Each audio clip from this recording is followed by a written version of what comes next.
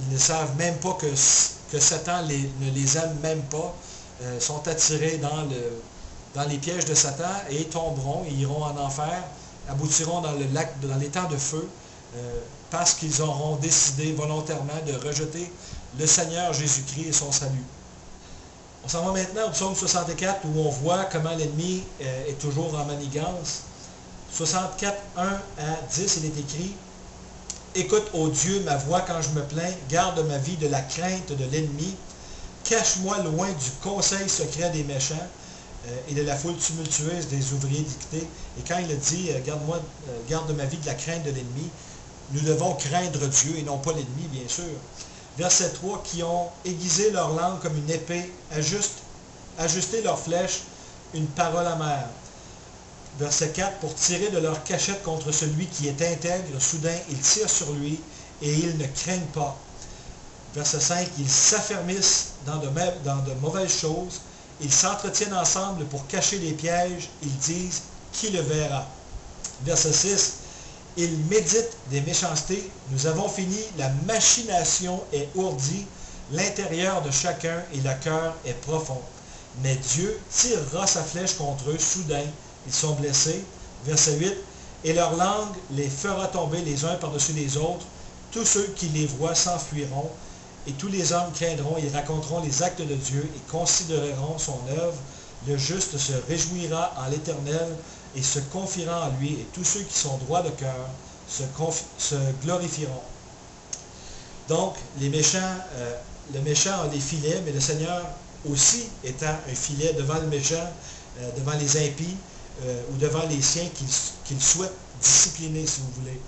Psaume 66, 10, 11, il est écrit: « Car, ô Dieu, tu nous as éprouvés, tu nous as affinés comme on affine l'argent, tu nous as fait entrer dans le filet, tu as mis un fardeau accablant sur nos reins. » Au psaume 69, 14, il est écrit: « Délivre-moi du bourbier, et que je n'y enfonce point, que je sois délivré de ceux qui me haïssent et des profondeurs des eaux. » Et verset 15, « Que le courant des eaux ne me submerge pas, et que la profondeur ne m'engloutisse pas, et que le puits ne ferme pas sa gueule sur moi. » Révélation 12, 15, pour se rappeler que les eaux sont un symbole des peuples.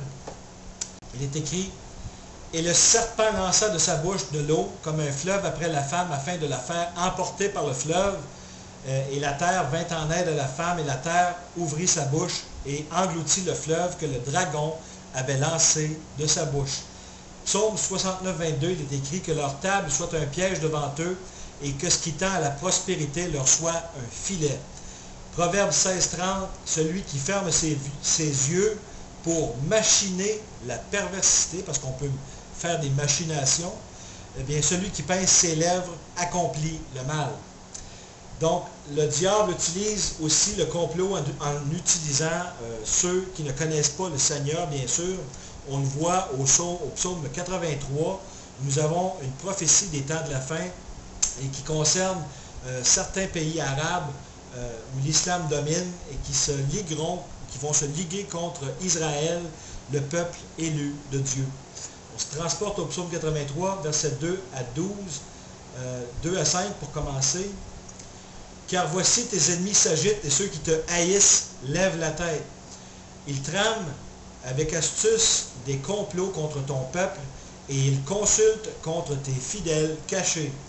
Ils ont dit, venez et exterminons-les de sorte qu'ils ne soient plus une nation, et qu'on ne fasse plus mention du nom d'Israël. » On voit exactement ce qui se prépare avec la Turquie et d'autres nations qui, dans les jours prochains, vont essayer de faire déclarer la Palestine comme un peuple indépendant.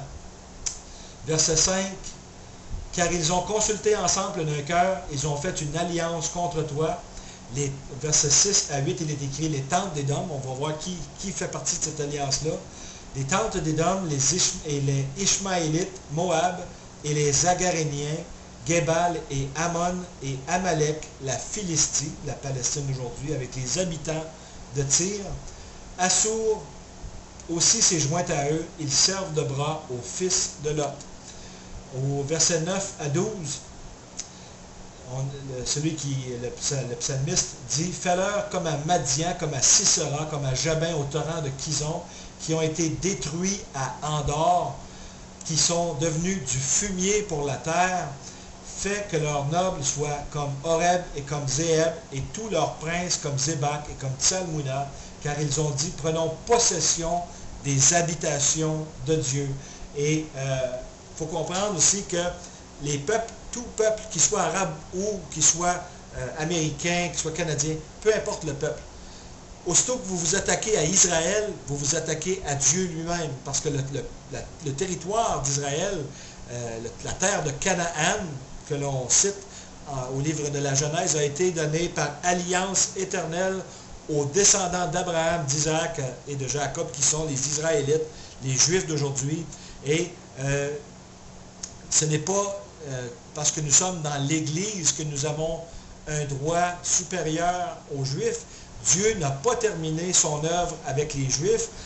Comme il est écrit en Romains 11, 25, il attend qu'un certain nombre de personnes parmi les autres nations entrent dans son repos à lui, afin qu'il se retourne une deuxième fois vers Israël pour qu'Israël soit sauvé. Ça veut dire qu'il n'a pas fini avec Israël. Alors, toute théologie de remplacement est raciste, car Dieu a toujours son peuple, Dieu le Père a toujours le peuple élu de Dieu comme son épouse, et l'Église, elle, est la fiancée du Christ. Donc, il ne faut pas mettre Israël de côté. Ce sont deux groupes distincts, mais qui sont appelés à devenir unis sous Dieu, c'est-à-dire comme étant des enfants de Dieu, oui, mais ne pas remplacer Israël par l'Église, car Israël, Dieu veille sur Israël comme la prunelle de son œil, et il a bien dit en Genèse 12:3, « Je bénirai ceux qui te béniront, et je maudirai ceux qui te maudiront. » Le passage qui suit semble nous parler directement de la religion de l'islam, pour ce qui a trait au temps de la fin. En Jean 16, 1 à 3, il est écrit, « Je vous ai dit ces choses afin que vous ne soyez pas scandalisés. Ils vous excluront des synagogues, même l'heure vient que quiconque vous tuera, pensera rendre service à Dieu, et ils feront ces choses parce qu'ils n'ont connu ni Père, ni le Père, ni moi. » Et si vous regardez l'islam, il y a un Dieu, le Dieu l'une qu'ils appellent Allah. Allah qui est le nom, le nom générique pour Dieu. Mais si l'on compare la Bible avec le Coran, ce ne sont pas le même Dieu. Nous provenons tous du même et seul Dieu des cieux, mais les chrétiens et les musulmans n'ont pas le même Dieu, parce que les deux livres n'ont pas raison, et même que je dirais que les deux livres sont aux antipodes. La Bible est en faveur du Christ, même depuis l'Ancien Testament. Le Nouveau Testament confirme les prophéties de l'Ancien et sont unis comme deux mains jointes en prière, tandis que le Coran est complètement anti-Christ parce qu'il renie la divinité du Christ. Ce que la Bible affirme, parce que tout le conseil des 66 livres nous affirme la divinité du Christ. Donc, lorsqu'on prend Jean chapitre 16, verset 1 à 3, on se rend très vite compte que cette description semble nous dire, à tout le moins, qu'il s'agit de l'islam. Proverbe 24, 1 et 2, il est écrit, « N'envie pas les hommes qui font le mal et ne désirent pas être avec eux, car leur cœur médite la destruction et leurs lèvres parlent de tourment. » Et s'il y a un livre qui enseigne qu'il est correct de mentir, c'est dans le Coran. Il y a deux termes, il y a le mot taqiya et l'autre, je ne me rappelle pas exactement, mais de toute façon, il est enseigné dans le Coran qu'il est possible de mentir soit pour la cause d'Allah ou de mentir aux Juifs et aux chrétiens. Donc, restons dans la parole de Dieu qui est la Bible et qui nous encourage de ne pas mentir, mais au contraire aussi d'aimer notre prochain. Psaume 119, verset 85, il est écrit, « Les orgueilleux ont creusé pour moi des fosses, ce qui n'est pas selon ta loi. » Au psaume 119, 87, « Peu s'en est fallu qu'ils ne m'eussent consumé sur la terre, mais moi, je n'ai pas abandonné tes préceptes. » Psaume 119, verset 110, « Les méchants m'ont tendu un piège, mais je ne me suis pas égaré de tes préceptes. » Autrement dit, gardons la parole de Dieu près de nous en tout temps. Psaume 124, verset 3 à 7. « Alors ils nous eussent engloutis vivants quand leur colère s'enflammait contre nous. Alors les eaux nous eussent submergés un torrent eût passé sur notre âme. Encore une fois, l'eau qui est le symbole des nations sur la terre, les voies de ce monde. Verset 5, les eaux orgueilleuses eussent passé sur mon âme. Béni soit l'Éternel qui ne nous a pas livrés en proie à leurs dents. Notre âme est échappée comme un oiseau du piège des oiseleurs. Le piège s'est rompu et nous sommes échappés. L'Internet serait-il un piège de Satan? Eh bien, on n'a qu'à penser à celui qui est passé, à ce qui s'est passé au cours des derniers siècles. L'invention de l'automobile, ce qui a entraîné l'ère de l'industrialisation moderne, bien sûr. Cette invention a tout changé, notre manière de penser, de vivre, a permis de faire évoluer les choses sur une terre à une vitesse que je qualifierais d'exponentielle. Même chose pour l'aviation, on peut penser aux ondes radio, aux télécommunications, à la télévision, à l'ordinateur, à l'Internet. Que ce soit la télé ou l'Internet, ni l'un ni l'autre n'est mauvais en soi. C'est plutôt de la manière dont on s'en sert qui fait que ce soit bien ou mal. C'est à nous, avec la conscience que Dieu nous donne, de faire des choix éclairés. Et comme Jésus a dit, si ton œil te fait pécher, sors-le de ton orbite. Eh bien, c'est la même chose pour l'Internet. Si voyons que ce soit l'Internet, la télévision ou le cinéma, deviennent une occasion de chute, il suffit simplement de fuir ces occasions de chute, d'éviter de mettre une sorte de barrière, de dire, OK, ça s'arrête ici, de prendre une décision consciente, de livrer une guerre au péché et de se fier à l'Esprit Saint de Dieu pour nous donner la victoire et nous aider à combattre dans nos chairs. Je ne sais pas pour vous, mais pour moi, je vois des filets un peu partout maintenant, surtout en ce qui concerne le nouvel ordre mondial qui s'en vient sur Terre, la future dictature de l'Antéchrist.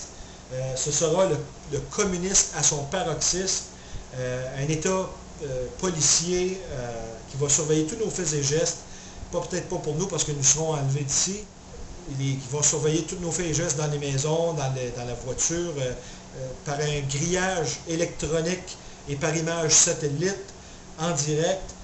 Tout sera contrôlé, les achats, la consommation. Notre ennemi n'est pas un être omniscient ni omniprésent. On doit donc, pour que son plan réussisse, il faut donc qu'il installe un réseau de surveillance en continu, 24 heures sur 24, pour plus tard exiger, ou du moins forcer les gens à faire un choix dans le but d'obtenir l'adoration de tous les gens de la planète. Il est d'ailleurs écrit à ce sujet en Révélation 13-16. Et elle fait qu'à tous, petits et grands, la bête, et elle fait qu'à tous, petits et grands, et riches et pauvres, et libres et esclaves, on leur donne une marque sur leur main droite ou sur leur front. Autrement dit, ceux qui vont choisir la marque de la bête vont le faire d'une manière consciente, sans oublier bien sûr que toute la terre entière sera dans l'admiration de la bête, comme il est écrit en Révélation chapitre 13, verset 3. Et je vis l'une de ses têtes comme frappée à mort, et sa plaie mortelle avait été guérie, et la terre tout entière était dans l'admiration de la bête. Continuons maintenant avec d'autres pièges de l'ennemi. Au psaume 35,7, il est écrit, « Car sans cause, ils ont préparé secrètement pour moi leur filet.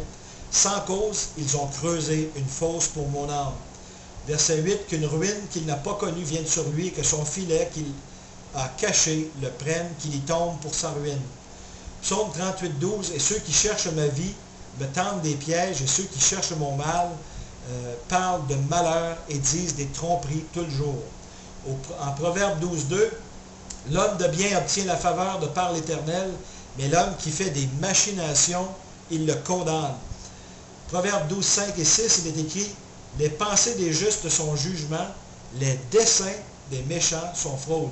Les paroles des méchants sont des embûches pour verser le sang, mais la bouche des hommes droits les délivrera. » On n'a qu'à penser aux débats qui sont sur l'Internet, les paroles facilement lancées en l'air par tout un chacun, pour ceux qui croient être sans être obligés de rendre des comptes à qui que ce soit.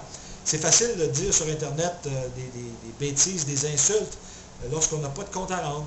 Mais pour les chrétiens, par contre, nous avons quelqu'un à qui nous rendrons des comptes de toutes nos paroles lancées en l'air. C'est pourquoi nous devons faire attention. Je ne dis pas que c'est facile, parce que Nous avons tous l'orgueil en nous et lorsqu'on nous attaque directement, on a tendance à vouloir se défendre, à faire valider notre point de vue. Et lorsque les attaques sont très dures à supporter, il se peut que des chrétiens répondent par des insultes. Et mon conseil, c'est repentons-nous et demandons pardon à Dieu pour nos fautes, bien sûr, et de nous aider dans cette repentance à mettre en pratique la bonté et à aimer notre prochain, à utiliser de compassion aussi pour eux qui se perdent.